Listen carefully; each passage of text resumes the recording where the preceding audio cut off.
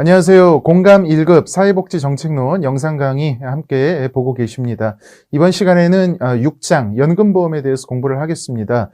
우리는 이제 사회보장제도에 초점을 맞추고 있기 때문에 주로 공적연금, 그중에서도 국민연금에 대해서 공부를 해보겠습니다. 교재 148쪽을 보시면요. 대체로 이제 지난 7년간 매년 한 문제 정도 시험에 출제가 되었다 이렇게 생각할 수가 있습니다.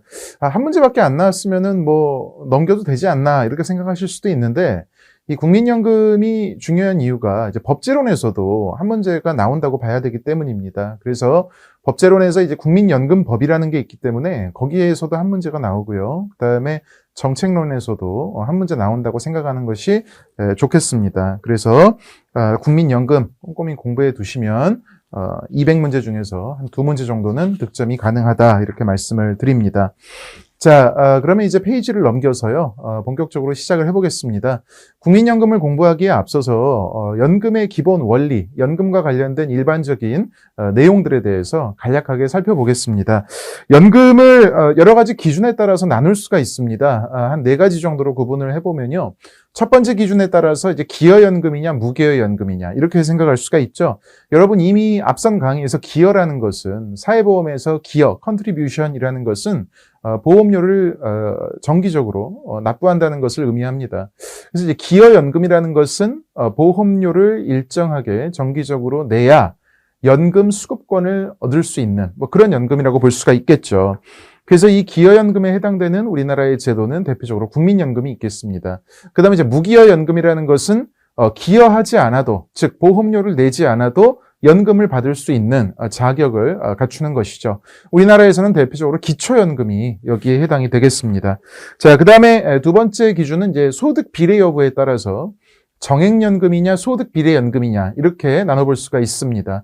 우리가 앞서서 이 사회복지 정책의 역사를 배울 때 베버리지 보고서를 배웠습니다. 이때 베버리지 보고서에서 제시한 사회보험의 형태는 정액부담, 정액급여의 사회보험이었습니다. 자, 이것은 결국에 이제 정액연금에 해당이 되는 것이죠. 그죠? 예, 그래서 소득 수준과 관계없이 이 연금 수급자들이 같은 금액을 받는 연금, 이것이 정액연금입니다. 자, 그러나 이제 국민연금, 대부분의 선진국에서의 오늘날의 노후소득 보장과 관련된 연금은 소득비례연금의 형태가 많죠. 소득비례연금이라는 것은 소득 수준에 따라서 보험료가 다르게 결정되고, 그 다음에 또 그렇기 때문에 나중에 노후에 받을 보험급여의 액수도 달라지는 것이죠. 그 보험급여의 액수가 소득에 비례한다 이렇게 생각하시면 되겠죠. 자, 그 다음에 이 기여와 급여의 확정 여부에 따라서 확정급여형 연금, 그리고 확정기여형 연금으로 나눌 수가 있습니다. 확정급여형 연금은 Defined Benefit의 약자인 DB라고도 부르고, 확정기여는 Defined Contribution, 그래서 DC라고도 부릅니다. 확정급여형 연금은 우리 교과서 150쪽 중반부에 나와 있는 설명을 보면요. 가입자가 은퇴 후 받게 될 연금 급여액이 급여 산식에 따라 미리 확정된 연금이라고 설명할 수 있습니다. 그래서 우리나라의 국민연금은 확정급여형 연금입니다. 왜냐하면 잠시 뒤에 공부하시겠지만 기본 연금액이 산식에 따라서 결정되어 있기 때문입니다. 자, 그 다음에 확정기여형 연금이라는 것은 150쪽 밑에서 5번째 줄, 기여금의 수준이 사전에 결정되어 있지만 연금 급여액은 적립금의 운용 실적에 따라서 변동은 가능한 연금이다 이렇게 생각하실 수가 있겠습니다. 즉 확정기여형 연금이라는 것은 내가 기여, 즉 매달 내야 하는 일종의 보험료는 정해져 있는데 내가 나중에 얼마를 받을지 급여는 확정되어 있지 않다는 겁니다.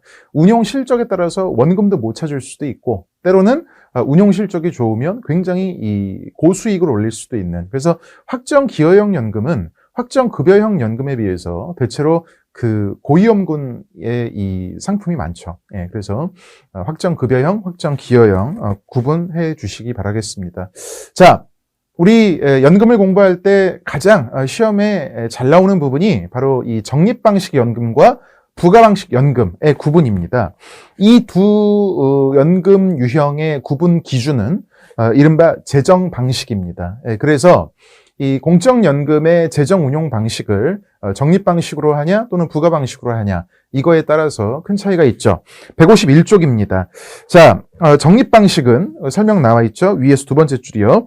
가입자로부터 징수한 보험료를 기금으로 적립하였다가 추후 지급하여 노후소득을 보장하는 방식입니다. 그래서 적립 방식의 연금제도는 수지상등의 원칙을 고려한다 이런 얘기도 써 있죠. 적립 방식은 이미 앞서서 몇 번 반복해서 말씀드렸습니다만은 이 적립 방식이라는 것은 젊었을 때 열심히 일해서 그 이제 적립한 보험료를 나중에 늙었을 때 이제 소득을 이전하는 것이죠. 굉장히 장기간에 걸쳐서 소득을 이전하는 것이죠. 그래서 젊었을 때 차곡차곡 적립한 이러한 보험금을 나중에 은퇴가 지나고 나중에 이제 노인이 되었을 때 연금 급여의 형태로 받는 뭐 이러한 재정 운용 방식이 적립 방식이다 이렇게 말씀드릴 수가 있겠습니다. 자, 그래서 151쪽에 그 이제 시험에 나왔던 이러한 표현들을 좀 보겠습니다. 적립 방식은 부가 방식에 비해서 세대 내 소득 재분배 효과가 크다. 예, 그래서 이 적립 방식은 세대 내 재분배 또는 장기적 재분배 등의 효과가 있다 이렇게 말씀드릴 수가 있고요. 적립 방식은 퇴직 후의 생활 보장을 위해서 현재 소득의 일부를 저축하는 구조이다. 자, 이런 거 알아두시기 바랍니다. 자, 그 다음에 이제 151쪽에 중반부에 보시면 부가 방식에 대한 설명이 있습니다. 자, 부가 방식, 영어로는 Pay as you go system이라고 합니다. 부가 방식은 현재 근로 세대가 현재 은퇴 세대의 연금급여 지출에 필요한 재원을 부담하는 방식입니다. 즉, 한 시점에서 젊은 사람들의 소득이 이 나이 든 사람들의 소득으로 이전되는 그러한 효과를 발생하는 이 연금이라고 할 수 있습니다. 자, 그래서 이제 151쪽에 그 밑에서 8번째 줄을 한번 보시죠. 공적연금의 재정 조달에 있어서 부가 방식은 적립 방식보다 세대 간 재분배의 효과가 뚜렷하게 나타난다. 아시겠죠? 적립 방식은 세대 내 재분배, 부가 방식은 세대 간 재분배. 요 핵심 키워드 꼭 외워두시기 바라겠습니다. 자, 그런데 이 부가 방식에 큰 단점이 있습니다. 밑에서 두 번째 줄인데요. 부가 방식은 인구 고령화에 따른 인구 구성의 변동에 취약합니다. 왜냐하면은 이 젊은 사람들이 낸 보험료를 바로 그 즉시 그 시기에 나이 든 사람들의 급여로 이전하는 것이기 때문에 저출생 고령화의 심화로 인해서 젊은 세대는 줄어들고 노인 세대가 많아진다고 한다면 결국에 젊은 세대 1인당 이 노인 부양에 대한 부담은 훨씬 커질 수밖에 없습니다. 그래서 이러한 인구학적 위험 이런 것은 결국에 젊은 사람들로 하여금 노인 부양 부담의 이 증대로 인한 정치적 불안의 확대로 이어질 수가 있는 것이죠. 그래서 이러한 그 한계가 있다는 것을 말씀을 드립니다. 자, 그러면 이제 2절로 넘어가죠. 153쪽입니다. 다층 노후소득 보장 체계라는 것인데요. 이 이름에서도 알 수 있듯이요. 이제 오늘날 복지국가에서 이 노후소득을 보장하기 위한 그러한 이제 제도가 단 한 개만 있는 게 아니고 여러 가지가 있습니다. 그리고 단 하나의 제도로서 풍족한 노후소득 보장을 하는 것은 사실상 불가능에 가깝습니다. 예, 물론 일부 특수직역을 제외하고요. 그래서 우리가 이제 일반 뭐 회사원이라든지 아니면은 뭐 자영업자라든지 이런 분들은 기본적으로 이제 기초연금하고 국민연금을 받으시고 그 다음에 또 젊은 시절에 임의로 가입한 민간보험들 이런 걸 통해서 여러 가지 루트를 통해서 이제 그 노후소득 보장의 원천을 마련해야 된다. 이런 게 이제 다층 노후소득 보장 체계의 기본 그 이제 정신이 되겠습니다. 자, 그래서 지금 이제 우리 교과서에 이렇게 잘 설명이 되어 있는데 교과서에 나온 설명을 그림으로 정리한 게 지금 이 슬라이드입니다. 이 슬라이드는 밑에 이제 자료를 보시면 보건복지부가 2023년에 발표한 제5차 국민연금 종합운영계획입니다. 그래서 이제 이거는 어느 정도 이제 공식적인 그 문서에 있는 그림이라고 할 수 있죠. 자, 보시면은 우리나라의 이제 보건복지부는 우리나라의 다층 노후소득 보장 체계를 크게 이제 3층으로 구분을 합니다. 그래서 0층에는 기초연금. 그래서 기초연금은 우리나라 노인의 70% 정도가 받을 수 있기 때문에 상당히 이제 그 대상자가 많죠. 0층에 기초연금을 깔고요. 그 다음에 국민연금 같은 경우도 일부 특수직역, 즉 공무원이나 군인 또는 사립학교 교직원, 별정우체국 직원 뭐 이런 분들을 제외하고 이제 많은 국민을 대상으로 보편적으로 적용하기 때문에 1층에는 이제 국민연금이 있습니다. 그러나 기초연금과 국민연금만으로는 충분한 노후소득 보장이 되기 어려운 것이 현실입니다. 그래서 근로소득자, 즉 상당수의 회사원들은 이제 회사에서 또 퇴직연금을 적용하고 있죠. 자, 그 다음에 이제 3층에는 어떻습니까? 이제 개인연금이 있죠. 개인연금이라는 것은 말 그대로 이제 자기가 스스로 자발적으로 임의적으로 이제 원하는 민간 보험사를 선택해서 알아서 가입하는 그러한 이제 연금 상품이 되겠습니다. 자, 그래서 자영업자 같은 경우는 이제 그 말 그대로 회사에 고용된 게 아니기 때문에 퇴직연금은 별도로 없고 그렇기 때문에 이제 2층과 3층에 이제 개인연금이 그 역할을 하게 되는 것이고요. 공무원이나 군인 또는 사립학교 교직원 같은 이런 특수 직역은 지금 현재 이제 직영연금의 급여 수준이 상대적으로 높기 때문에 사실상 0층, 1층, 2층의 역할을 하고 있다. 이렇게 말씀드릴 수가 있습니다. 그래서 우리가 이제 이렇게 보면은 대체로 우리나라의 다층 노후소득 보장 체계는 3층으로 분류할 수 있다. 물론 학자에 따라서 이게 약간 이제 구분은 달라질 수 있는데 중요한 것은 하나의 제도로 노후소득 보장을 하는 게 아니고 여러 개의 제도가 중첩이 되어서 우리나라 국민의 충분한 적절한 노후소득 보장을 할 수 있도록 구상을 한다라는 것을 말씀을 드립니다.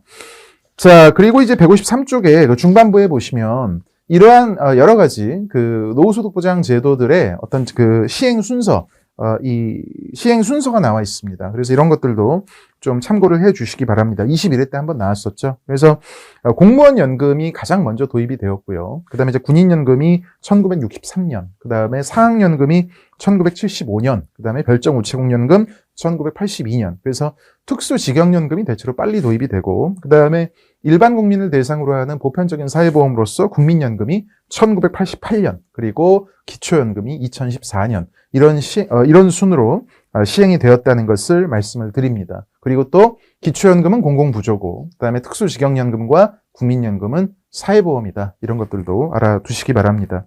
그리고 이제 153쪽부터 154쪽까지는 이제 그 공사연금 체계라고 해서 12회 때 한번 언급이 된 적이 있습니다. 그래서 많이 나오는 부분은 아닌데요. 이게 이제 에스핑 앤더슨, 여러분 에스핑 앤더슨 아시죠? 복지국가 유형화 때 나왔던 인물이잖아요.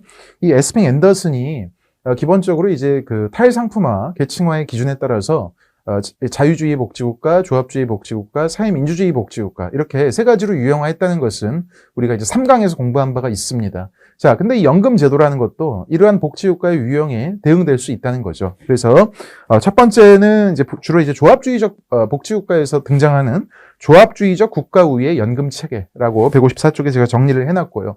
요게 이제 12회 때 시험에 한번 나왔고, 그 다음에 이제 자유주의적 복지국가에서는 두 번째 자녀적 연금 체계가 대응될 수 있고요. 그 다음에 세 번째 보편주의적 국가 지배 체계라는 것은 굉장히 보편주의적인 이러한 국가 주도의 연금이 주류를 이룬다. 이건 이제 결국에 사회민주주의 복지국가의 체제와 대응되는 연금이다. 이렇게 정리할 수가 있겠죠. 자, 공적연금의 시행 순서 아까 제가 이제 말씀드렸죠. 슬라이드에도 정리를 해놨습니다. 넘어가겠습니다. 자, 이제 우리 지금 이번 시간에 이제 하이라이트인 국민연금에 대해서 공부를 해보겠습니다. 3절이고요. 교재로 따지면 155쪽부터 내용이 전개가 됩니다. 자, 참고로 말씀을 드리면요. 이 국민연금의 내용은요. 사실상 이제 사회복지법제론에 나오는 국민연금법의 내용과 대부분 다 중복됩니다. 국민연금법, 이 법제론에서 국민연금법의 내용이 조금 더 자세해요. 법의 조항을 하나하나씩 보고 넘어가기 때문에. 그래서 이 부분은 정책론과 법제론 크로스로 잘 스테레오로 공부를 하시면은 훨씬 이해에 도움이 되실 것입니다. 자, 155쪽에 이제 국민연금, 우리 가입자부터 살펴보겠습니다. 자, 대체로 이제 그 제도를 분석하는 순서는 우리가 이제 5장 선택 차원에서 공부한 것처럼 대체로 할당, 급여, 전달체계, 재원 이런 순으로 제도를 한번 살펴보도록 하겠습니다. 가입자라는 것은 이제 할당에 해당이 되는 거잖아요. 그죠? 예. 자, 155쪽에 첫 번째 줄. 자, 가입 대상. 국내에 거주하는 국민으로서 18세 이상 60세 미만인 사람은 국민연금 가입 대상이 된다. 그래서 굉장히 보편적인 이러한 가입 대상 범주를 갖고 있죠. 하지만 공무원, 군인, 사학, 교직원, 그 다음에 별정 우체국 직원과 같은 특수직역은 국민연금에 가입 대상에서 제외한다. 이런 내용도 있습니다. 자, 그 다음에 가입자의 종류가 나오죠. 슬라이드에도 정리를 해놨습니다. 이게 이제 가장 중요하죠. 그래서 사업장 가입자, 지역 가입자, 임의 가입자, 임의 계속 가입자 4개로 구분을 한다고 할 수 있습니다. 여러분이 이제 회사 다니시면 보통 사업장 가입자가 되죠. 그 다음에 회사 안 다니시고 자영업을 하신다. 그러면 이제 지역 가입자 또는 뭐 농민이다. 이러면 이제 지역 가입자로 적용이 됩니다. 근데 이제 이 중에서 지역가입자의 그 적용 제외 대상이 있습니다. 이를테면 교재에도 예로 기입해 두었습니다만은 국민연금에 가입 중인 회사원 배우자를 둔 전업주부 뭐 이런 분들은 지역가입자에서 제외가 됩니다. 자세한 것은 이제 법제론에 국민연금법에 하나하나씩 조문이 있기 때문에 거기서 참고를 하도록 하고요. 자, 그 다음에 이제 임의가입자가 있습니다. 임의가입자라는 것은 거기 어떻게 써 있죠? 사업장 가입자 및 지역가입자 외의자로서 18세 이상 60세 미만인 사람이 국민연금공단에 가입을 신청하면 임의가입자가 될 수 있습니다. 자, 그 다음에 임의계속가입자라는 것은 우리가 이제 60세 미만이 가입 연령 한도거든요. 그런데 60세가 넘어서도 계속 가입을 하고 싶으시면 임의계속 가입 신청을 하셔서 65세까지 임의계속 가입자가 될 수 있습니다. 자, 그 다음에 가입기간 계산이 나오죠. 예. 국민연금 가입기간은 월 단위로 계산하되 가입 자격을 취득한 날이 속하는 날의 다음 달부터 자격을 상실한 날의 전날이 속하는 달까지로 한다. 자, 그리고 그 다음 줄 17대 시험에 한번 나왔죠. 사용자가 근로자의 임금에서 기여금을 공제하고, 자, 기여금이라는 것은 뭡니까? 이거는 이제 그 가입자 본인이 내야 되는 보험료입니다. 예. 그래서 이제 우리가 이제 보험료는 회사에서 원천공제해서 내잖아요. 예. 그래서 회사에서 내가 내야 될 보험료를 원천공제를 했는데 나중에 알고 보니까 회사에서 이걸 안 냈다. 이제 그런 내용이거든요. 사용자가 근로자의 임금에서 기여금을 공제하고 연금보험료를 내지 않은 경우에는 그 내지 않은 기간의 2분의 1에 해당하는 기간을 근로자의 가입기간으로 산입하되 1개월 미만의 기간에 1개월로 한다. 이 내용이 시험에 나온 적이 있습니다. 자, 이제 더 중요한 부분이 나와요. 156쪽인데요. 이제 국민연금의 급여를 보겠습니다. 즉, 내가 얼마를 받을 수 있냐. 이거는 뭐 시험 공부를 떠나서 여러분들이 사실상 지금 이 수업을 들으시는 분들의 다수가 국민연금의 적용을 받으시는데 내가 나중에 노인이 되었을 때 얼마를 받는가. 이런 실생활에 도움이 되는 유용한 지식 차원에서도 꼭 알아두셔야 하는 그런 부분이라고 할 수가 있겠습니다. 자, 급여 보겠습니다. 156쪽의 위 세 번째 줄, 제가 이제 슬라이드에도 정리를 해놨죠. 국민연금은 가입자의 노령, 장애, 사망으로 인한 소득 중단 시 연금급여를 지급하는 사회보험이다. 그래서 나중에 보시겠습니다만은 그래서 이제 국민연금의 급여의 종류라는 것이 일단 노령이라는 위험에 대비하는 노령연금이 있고요. 그 다음에 장애라는 위험에 대비하는 장애연금이 있고요. 또 가입자의 사망으로 인해서 그 이제 유족들의 생활이 어려워지는 것을 방지하기 위해서 유족연금이라는 게 있습니다. 그죠? 예. 그래서 이러한 사회적 위험에 대비한 연금 급여를 지급하는 것이 국민연금입니다. 자, 이 국민연금액은요, 156쪽의 위에서 7번째 줄입니다. 연금액은 지급 사유에 따라서 기본연금액과 부양가족연금액을 기초로 산정합니다. 근데 이제 부양가족연금액이라는 것은 이를테면 이제 내가 배우자라든지 또는 미성년 자녀가 있을 때 일종의 이제 부양가족이 있는 거죠. 그래서 부양가족이 있으면 뭐 한 달에 10,000원 내지 20,000원 정도의 소액을 수당식으로 붙여드리는 것이 바로 부양가족 연금액입니다. 그래서 여러분의 연금, 국민연금액, 노령연금액을 결정하는 가장 대부분의 금액은 부양가족 연금액이 아니고 기본연금액이라고 할 수 있습니다. 그래서 기본연금액이 대다수의 부분을 차지하고요. 부양가족 연금액은 아주 그 비중은 작다. 이렇게 말씀드릴 수가 있어요. 여하튼 156쪽에 그 딱 중간에 핑크색, 분홍색 박스를 보시면 연금액은 기본연금액 곱하기 지급률 더하기 부양가족 연금액이다. 이렇게 정리할 수가 있습니다. 이때 연금이라는 것은 뭐 노령연금이 될 수도 있고요. 이 장애연금이 될 수도 있고요. 유족연금이 될 수도 있겠죠. 그래서 노령연금의 지급률, 장애연금의 지급률, 그 다음에 유족연금의 지급률 다 다르게 규정이 되어 있습니다.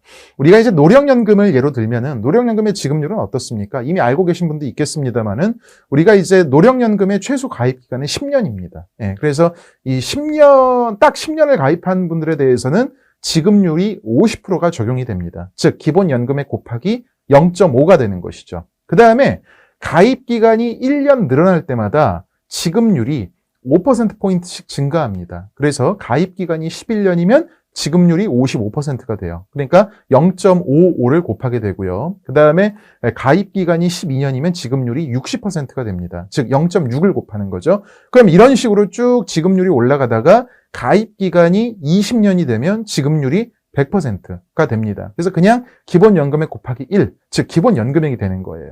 그리고 가입 연수가 더 늘어나면 마찬가지로 지급률은 계속 5%포인트씩 늘어나거든요.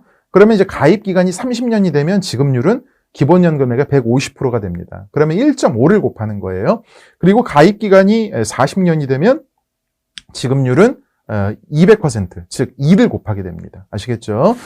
그리고 이제 장애연금과 유족연금은 또 그 각각의 기준에 따라서 지급률이 다르거든요. 자, 그래서 이런 것들은 뒤에서 살펴보도록 하고요.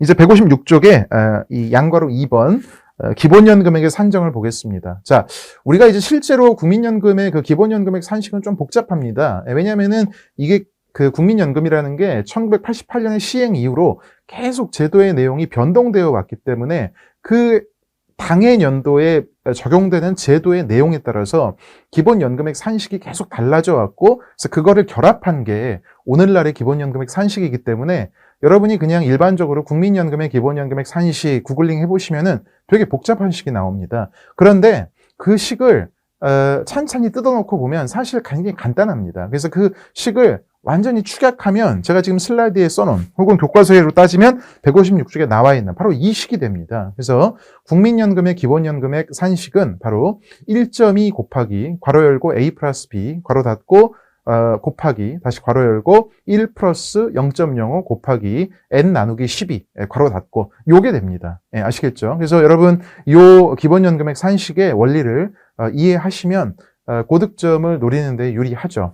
이 실제로 조금 이제 오래됐습니다만은 우리가 이제 9회 시험 그리고 10회 시험 때는 직접 이 기본연금액 산식을 가지고 이 연금액을 계산하는 그런 문제가 나오기도 했습니다. 자, 그러면 기본 구조에 대한 설명을 해보겠습니다. 자, 펜을 한번 들어보겠습니다. 1.2. 자, 요게 이제 상수입니다. 또는 비례상수라고도 하죠. 이거는 소득 대체율을 의미합니다. 우리 교과서에 정리가 되어 있는데요. 소득 대체율이라는 게 뭐예요? 소득 대체율이라는 것은 이를테면 내가 국민연금 가입 기간 동안에 평균적으로 버는 소득이 있습니다. 300만 원이라고 하고요. 그 다음에 나중에 내가 노인이 돼서 이 노령연금을 한 달에 120만 원씩 받는다. 그러면 노령연금이 나의 젊었을 때 가입 기간 동안의 평균 소득을 얼마나 대체할 수 있느냐. 그게 소득 대체율이에요. 그러면 이제 비율은 100을 곱해서 퍼센테이지로 환산을 하면 자, 약분하면 어떻게 돼요? 100분의 40이 되죠? 그러니까 100분의 40에 100을 곱하면 40%가 되는 거죠. 그래서 소득 대체율. 만약에 내가 국민연금 가입 기간 동안에 평균 소득이 300만 원이었고 나중에 내가 늙어서 연금을 120만 원씩 받는다. 그럼 이 연금의 소득 대체율은 40%가 되는 겁니다. 아시겠죠?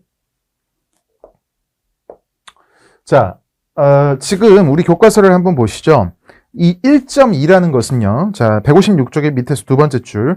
평균 소득 수준의 가입자가 국민연금에 40년간 가입했을 때 연금액의 소득 대체율이 40%가 되게 하는 값입니다. 아시겠죠? 그래서 평균 수준의 가입자, 평균 소득 수준의 가입자가 국민연금에 40년을 가입했다고 한다면 이 사람에게 적용되는 소득 대체율을 40%로 만들어주는 상수가 1.2다. 이렇게 정리할 수가 있겠습니다. 157쪽을 보시면요. 국민연금이 처음 시행되었던 1988년에는요. 상수가 1.2가 아니고 2.4였습니다. 2.4. 이 2.4가 의미하는 바는 이 평균소득 수준의 가입자가 40년 연금을 가입하면 소득 대체율이 무려 70%가 되게 해주는 그러한 상수였습니다. 그러다가 이 비례상수는 시간이 가면서 이제 1.8, 1.5, 그리고 이제 2028년이 되면 1.2까지 낮아지게 돼 있습니다. 그래서 2028년부터는 계속 1.2로 쭉 가거든요. 물론 만약에 뭐 윤석열 정부에서 국민연금에 대한 어떤 그 개혁이 이루어진다면 이 상수는 또 바뀔 수도 있습니다. 그러나 이제 지금 가장 최신 시점에서의 이 상수는 이제 2028년 이후 1.2로 고정된다. 지금 그렇게 일단 규정돼 있거든요. 그래서 이제 이 1.2라는 상수는 결국엔 뭐다? 소득 대체율을 의미한다. 상수가 커지면 소득 대체율이 높아지고 상수가 작아지면 소득 대체율은 떨어진다. 이렇게 정리할 수가 있겠습니다. 이제 157쪽에 이제 A에 대한 설명이 나와 있습니다. 자, A라는 것 한번 정의를 읽어보죠. 기본연금의 계산식에서 A는 연금 수급 전 3년간 전체 가입자의 평균 소득 월액의 평균액이다. 자, 그래서 어떤 사람이 이제 65세가 돼서 국민연금을 받는다고 했을 때, 이 국민연금을 받기 3년 전에 그 3년 전부터 이제 연금 수급 시기까지, 즉, 연금 수급 전 3년간 국민연금의 전체 가입자 엄청나게 많을 거 아니에요. 국민연금의 전체 가입자 엄청나게 많을 텐데 이 국민연금 전체 가입자의 평균 소득 월액, 즉 월평균 소득의 평균액이다. 이렇게 이해하시면 되겠습니다. 그래서 이 A라는 것은 결국에 이제 뭐냐면은 이런 거예요. 이 기본연금액이라는 것은 내가 받을 연금액이에요. 근데 내가 받을 연금액에다가 이 뭡니까? 나의 소득을 반영하는 게 아니고 국민연금 전체 가입자의 평균 소득을 반영하는 거예요. 그래서 이런 거예요. 간단히 말씀드리면 내가 만약에 이 국민연금 전체 가입자의 월평균 소득보다도 소득 수준이 낮은 저소득자라면 A가 있음으로 해서 나의 그 소득이 올라가는 효과가 나요. 그래서 A가 저소득자에게는 연금액을 올려주는 그러한 효과를 발생시키고요. 반대로 만약에 내가 고소득자다. 그래서 나의 월평균 소득은 A 값보다 크다라고 한다면은 이 고소득자에게는 A가 존재함으로 인해서 전반적인 연금액이 떨어지게 됩니다. 그러므로 A는 뭐다?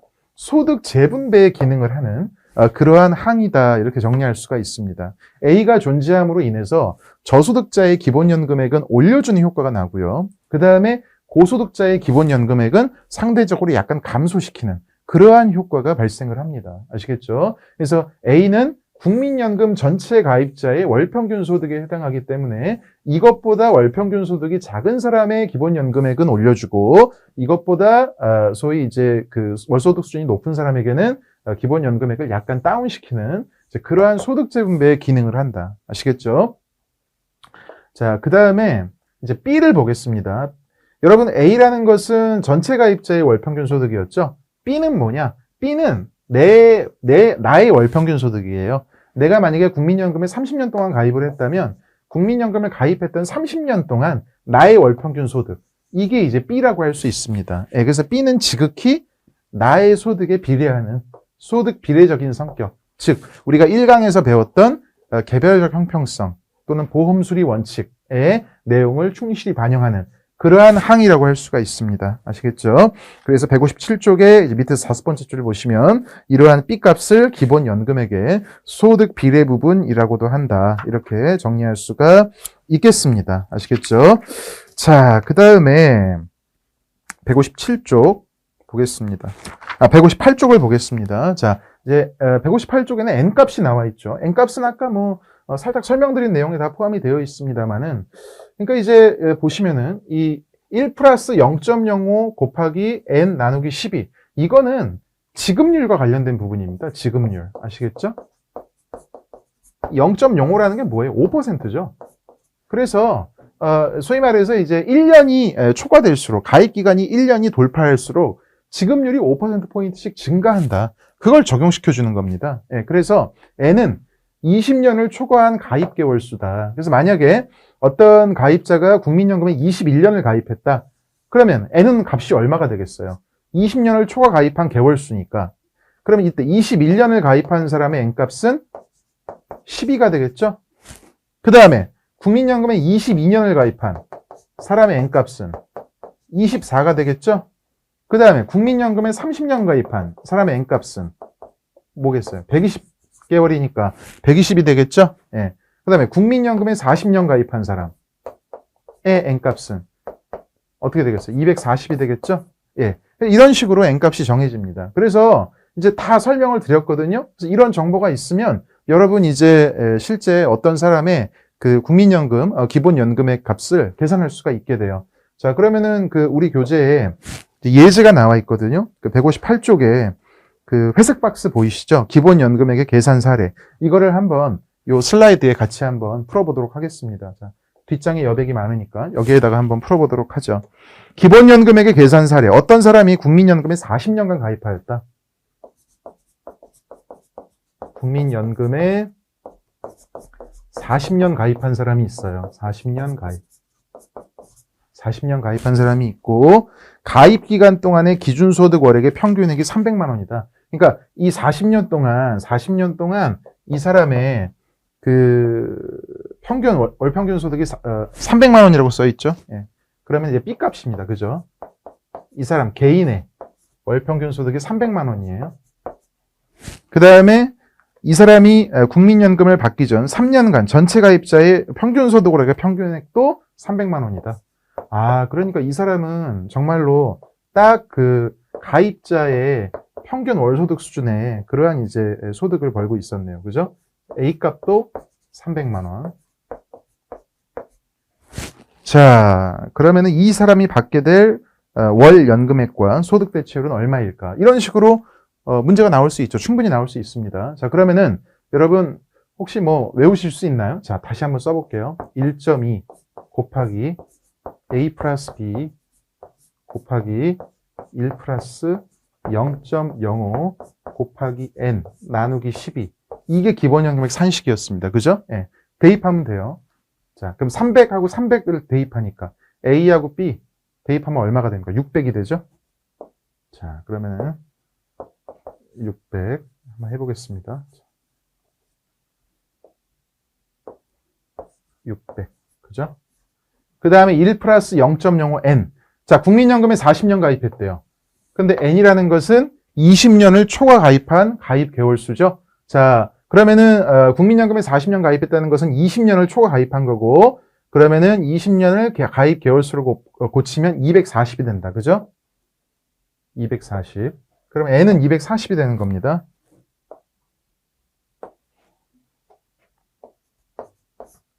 자, 근데 240을 12로 나눠요. 그럼 어떻게 돼요? 20이죠? 그러니까 20년이 되는 겁니다.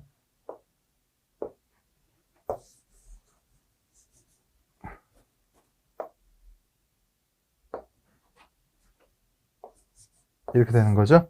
그럼 0.05 곱하기 20은 얼마죠? 1이죠? 1. 그러면 1 더하기 1은 얼마예요? 2죠? 그러면 결국에 어떻게 된다? 정리하면 1.2 곱하기 600 곱하기 2 이렇게 되는 거예요. 아시겠죠? 그러면 600 곱하기 2는 1200이죠. 그 다음에 1200에다 1.1을 곱하면 얼마죠? 1440이죠. 그래서 이 가입자가 1년간, 연간 받을 수 있는 기본 연금액이 1440만 원이에요. 아시겠죠? 이게 연간이에요. 월이 아니고. 그러면 한 달에 받을 수 있는 기본 연금액은 얼마가 돼요? 1440을 12로 나누면 되죠? 그러면은 1440을 12로 나누니까 어떻게 돼요? 120만 원이 되는 거죠. 결론입니다, 이게. 120만 원.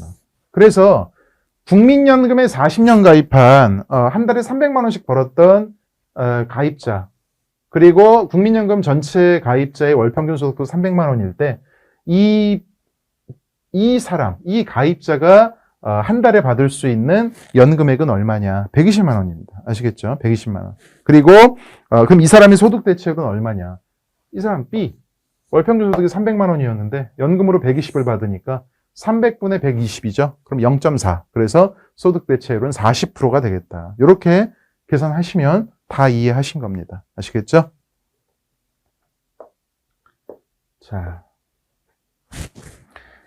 자, 그러면 이제 어려운 건 거의 끝났고요. 이제 158쪽에 그 양괄호 3번 급여의 종류를 보겠습니다. 우리 슬라이드 맨 밑에 정리가 되어 있죠. 자, 국민연금의 급여의 종류는 4가지예요. 노령연금, 장애연금, 유족연금, 반환 일시금입니다. 이 노령연금, 자, 159쪽에 또 이제 자세하게 설명이 나와 있는데요. 노령연금은요, 최소 가입 기간이 10년이고요. 이 지급 개시 연령 또는 수급 개시 연령이라고도 하는데, 요게 그 이제 출생 연도에 따라서 다 달라요. 그래서 159쪽의 위에 박스를 보시면 1952년 또는 그 이전에 태어나신 분들은 이제 60세가 수급 개시 연령이에요. 그런데 이 1969년 이후에 태어나신 분들은 이 수급 개시 연령 또는 지급 개시 연령 다 같은 뜻입니다. 요게 이제 65세로 늘어나게 됩니다. 그래서 지금 아마 이 영상을 시청하시는 대부분의 그 이제 수험생들은 아마 이제 이 노령연금의 지급 개시 연령이 65세가 되실 것입니다. 자, 그래서 159쪽의 내용을 쭉 보시면 여러 가지 이제 그 노령연금과 관련된 규정이 있는데 소득 활동에 따른 감액이 있네요. 그죠? 노령연금 수급자가 국민연금 법령에서 정하는 소득이 있는 업무에 종사하는 경우 지급 개시 연령부터 5년 동안은 소득 수준에 따라 감액된 연금액이 지급되고 이때 부양가족 연금액은 지급되지 않는다는 규정이 있습니다. 자, 그리고 그 밑에는 연기연금이 있습니다. 자, 이건 뭐냐면, 자, 여러분들의 지급 개시 연령이 65세라고 한다면, 이걸요, 내가 원하면은 좀 더 늦게 받겠다. 이렇게, 소위 이제 희망할 수가 있습니다. 그래서 이런 걸 신청을 하시면, 이제 65세가 아니고, 뭐 66세, 67세, 68세, 더 늦게 노령연금을 받으실 수도 있어요. 그러면은 뭔가 메리트가 있어야 되겠죠. 이게 미룰 때 매달 0.6%씩 연금액이 증가하게 됩니다. 아시겠죠? 그래서 내가 만약에 뭐 장수할 자신이 있다. 예, 뭐 한 120세까지 살겠다. 그러면은 뭐 연기연금을 신청하시는 것도 상당히 뭐 유리한 그런 전략이 되겠습니다. 그래서 뭐 이런 것들은 여러분들이 만약에 뭐 65세부터 뭐 70세까지도 되게 그 돈을 많이 벌고 계신다. 뭐 이러면은 뭐 국민연금 꼭 필요 없다. 그러면은 연기연금을 신청하시는 것도 하나의 방법이죠. 왜냐면 나중에 받을 수 있는 금액이 더 늘어나니까. 자, 그 다음에 이제 조기 노령연금이 있습니다. 이거는 이제 거꾸로예요. 오히려 이 수급을 받는 연령을 앞당기는 거예요. 최대 5년까지. 예, 그래서 내가 만약에 65세가 수급 개시 연령이다. 그러면은 5년을 앞당기면 60세잖아요. 그래서 내가 별도의 소득이 없이 그냥 지금 놀고 있다. 그러면은 조기 노령연금을 신청해서 받으실 수도 있습니다. 그런데 조기 노령연금은 그만큼 약간 좀 불리한 점이 있어요. 최대 5년을 앞당겨 받는 대신 내가 매달 받을 수 있는 연금액이 일정 비율 감액돼요. 그래서 여러분들이 만약에 5년을 앞당겨서 받으시면 원래 받을 수 있는 기본 연금액의 70%밖에 안 들어요. 그리고 이거를 평생 받게 돼요. 예, 그래서 앞당겨서 받을지 아니면은 그냥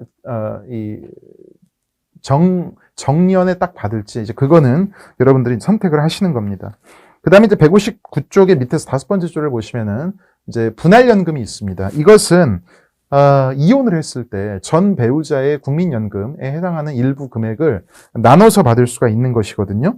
분할연금을 받을 수 있는 조건이 밑에 나와 있는데요. 밑에서 5번째 줄. 혼인기간이 5년 이상인 사람이 1. 배우자와 이혼하였고 2. 배우자였던 사람이 노령연금 수급권자이고 3. 본인이 지급 개시 연령에 도달하였다면 그가 생존하는 동안 과거에 배우자였던 자의 노령연금을 분할한 일정 금액의 연금을 받을 수 있다. 이게 분할연금이 되겠습니다. 아시겠죠? 자, 넘어가서요. 이제 장애연금이 나옵니다. 장애연금은 가입자나 가입자였던 자가 장애를 입었을 때 장애로 인해서 이제 소득이 감소할 수 있잖아요. 그래서 이러한 소득 감소를 보충하는 그러한 급여라고 할 수 있습니다. 그래서 장애 등급에 따라서 지급률에 차등이 있다는 것을 말씀을 드립니다. 유족연금이 160쪽에 나와 있는데요. 유족연금은 국민연금 가입자 또는 수급권자 등의 사망으로 인한 유족의 생계 보호를 위한 급여가 되겠습니다. 그래서 유족연금을 받을 수 있는 유족의 범위, 이거를 이제 알아두시는 것이 좋겠죠. 그래서 대체로 이제 배우자, 자녀, 부모 또는 조부모 또는 손자녀 등이 이제 유족의 범위가 되겠습니다. 근데 이제 이때 뭐 부모라든지 자녀라든지 연령 기준이 있어요. 그래서 자녀는 25세 미만, 그다음에 이제 부모나 조부모는 60세 이상 이러한 연령 기준이 있습니다. 단 예외가 있는데요. 만약에 부모나 또는 이제 자녀가 중증 장애가 있다 이러면은 소위 이제 연령 기준이 적용되지 않습니다. 이때 중증 장애라는 것은 장애연금에서 책정하는 장애 등급 1급이나 2급에 해당하는 경우 또는 장애인 복지법상 장애의 정도가 심한 장애인, 즉 약칭 중증 장애인인 경우가 해당이 되는 것이죠. 유족연금의 이제 지급 우선순위가 있는데요. 배우자가 가장 1순위이고 그다음에 자녀, 부모, 손자녀, 조부모 순위다 이렇게 말씀을 드립니다.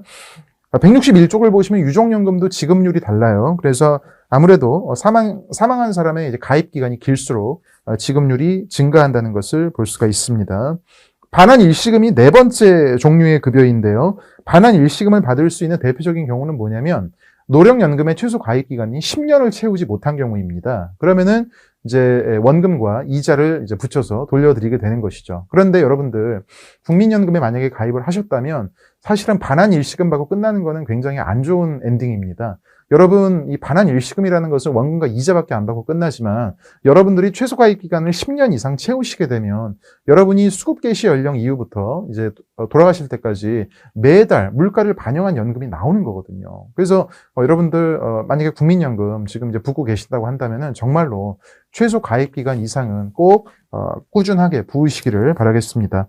자, 이제 마지막으로 마지막은 아니죠. 이제 세 번째, 전달 체계가 나옵니다. 자, 국민연금은 보건복지부가 총괄을 합니다. 그 다음에 이 보건복지부에는 국민연금 심의위원회라는 것이 설치되어 있다는 거, 교재에 나와 있고요. 이 국민연금의 목적을 달성하기 위한 사업을 수행하는 기관이 국민연금공단이 되겠습니다. 자, 그리고 162쪽에 재원이 나옵니다. 자, 재원. 당연히 사회보험이니까 보험료가 주된 재원입니다. 그죠? 그래서 이 연금보험료라는 것은 일단 부담금과 기여금으로 구성이 됩니다. 예, 사업장 가입자의 경우에 그래요. 사업장 가입자의 기여금과 부담금이 있는데, 기여금이라는 것은 사업장 가입자 본인이 부담하는 보험료가 되고요. 부담금이라는 것은 사측에서 부담하는 보험료가 되겠습니다. 그래서 사업장 가입자의 경우에는 연금보험료를 서로 반반씩 분담해서 납부하게 되죠. 그리고 이제 지역가입자나 임의가입자, 임의계속가입자는 따로 이제 사용자가 없기 때문에 본인이 전부 보험료를 부담을 한다는 내용이 나와 있습니다. 162쪽에 이제 5번째 줄에 보시면 대부분의 이제 국민연금과 관련된 이런 사업은 국민연금공단이 수행을 하는데요. 이 연금보험료의 징수 업무만큼은 국민건강보험공단이 하고 있다는 거 말씀을 드립니다. 그래서 현재 사회보험료의 통합징수라고 해서 이 모든 사회보험료의 징수는 행정의 효율성을 기하기 위해서 국민건강보험공단이 통합징수하고 있다는 것을 말씀을 드립니다. 그리고 이제 연금보험료 납부 예외가 있는데요. 대표적으로 실업자의 경우에는 연금보험료의 납부를 예외로 해드리고 있습니다. 자, 그 다음에 이제 162쪽 중간에 보시면 가입자에 대한 연금보험료 지원이 있죠. 그래서 소규모 사업장의 저소득 근로자에 대해서 보험료를 지원하는 두루누리 사회보험료 지원 사업이 있습니다. 이거 지금 시청하시는 수험생들 중에서도 이 두루누리 사회보험료 지원 사업 혜택 받으시는 분들 꽤 계시는 걸로 알고 있습니다. 자, 그 다음에 농어업인 연금보험료 국고 지원 제도를 통해서 농어업인의 연금보험료를 국가가 또 지원하고 있다는 것도 알아두시기 바랍니다. 자, 그 다음에 이제 162쪽에 동그라미 4번을 보시면요. 기준소득 월액의 상한액과 하한액이라고 나와 있죠. 이 기준소득 월액이라는 것은 연금 가입자에 대해서 연금보험료를 부과하게 되는데, 연금보험료를 부과하려면 기준이 되는 소득이 있어야 될 거 아니에요. 기준이 되는 소득에다가 보험료율을 곱해가지고, 지금 국민연금 보험료율은 9%잖아요.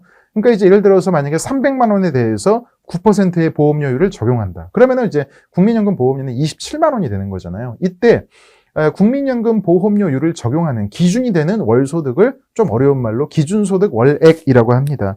그런데 이 기준소득 월액은 상한액과 하한액이 있어요. 만약에 기준소득 월액의 상한액이 600만 원이다. 그러면은 600만 원보다 월소득이 많은 사람은요, 더 이상 보험료가 올라가지 않는다는 거예요. 그러니까 내가 월소득이 1000만 원이 됐든 2000만 원이 됐든 나의 기준소득 월액은 600만 원으로 고정되는 거예요. 상한선이 600이니까. 아시겠죠? 그래서 기준소득 월액의 상한액의 존재는 결국에 이 국민연금의 소득 재분배 효과에 한계를 가져오는 이제 그러한 영향을 미친다라는 것을 말씀을 드립니다. 왜냐면은 소득 재분배 효과가 크려면 고소득자가 많은 보험료를 부담하는 게 맞는 거예요. 그런데 상한액이 있다는 것은 고소득자의 부담이 점점 증가하다가 어느 선에서 딱 끊겨버리기 때문에 이 기준소득 월액의 상한액이라는 것은 소득 재분배 효과의 한계를 가진다, 이렇게 말씀드릴 수가 있겠습니다. 자, 마지막으로 162쪽부터 163쪽까지 크레딧 제도가 나오는데요. 이 크레딧 제도가 최근에 종종 출제되고 있죠. 그래서 크레딧이라는 것은 국민연금 가입 기간을 추가로 인정해드리는 이제 그러한 제도라고 할 수 있습니다. 상당히 그 국민연금의 기본연금액을 늘려드리는 그러한 좋은 제도라고 할 수 있죠. 그래서 이 크레딧이 현재 3가지 분야에서 운영이 되고 있는데, 출산 크레딧, 군복무 크레딧, 실업 크레딧이 그것입니다. 그래서 출산 크레딧은 출산한 사람에게 이 가입 기간을 추가로 인정시켜드리고 있는 것인데, 이게 이제 출산 크레딧도 이게 이제 지금 저출생 고령화 현상이 심해지면서 이 보다 혜택이 더 좋아질 가능성이 지금 높습니다. 지금 현재로서는 한 자녀에게는 적용되지 않고 있고, 두 자녀부터 출산 크레딧이 적용되고 있거든요. 그래서 두 자녀의 경우에는 12개월, 세 자녀는 30개월, 네 자녀는 48개월, 다섯 자녀 이상은 최대 50개월까지 국민연금 가입 기간을 추가로 인정해드리고 있습니다. 그 다음에 군복무 크레딧은 2008년 이후 의무복무하신 분들에 대해서 6개월의 가입 기간을 추가로 인정해드리고 있고요. 실업 크레딧은 2016년부터 이제 시행되고 있는데, 고용보험의 구직급여를 받으시는 실업자에 대해서 원할 경우에 국민연금보험료를 내신다고 한다면은 그 연금보험료의 상당액을 국가에서 지원해드리는, 그럼으로써 실질적으로 실업자의 국민연금 가입 기간을 늘려드릴 수 있는 이제 그러한 제도를 말합니다. 참고로 실업 크레딧은 이 수급자 한 명당 생애 최대 1년을 초과할 수 없다. 이렇게 말씀을 드려요. 자, 국민연금 여기까지 공부하도록 하고요. 여러분들 복습 철저히 해주시기 바라겠습니다. 자, 수고 많으셨습니다. 안녕히 계십시오.